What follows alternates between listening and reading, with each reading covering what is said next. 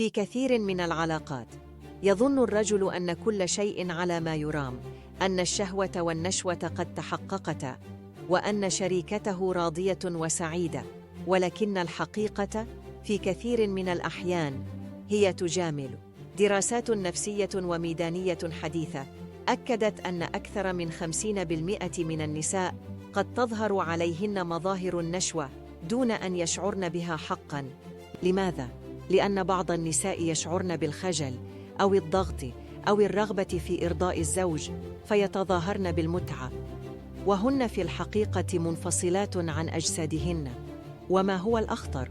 أن يستمر الرجل في تكرير ما لا يرضي، معتقداً أنه يصنع المعجزات، بينما الحقيقة أنه يكرر خيبة مغلوفة بالصمت.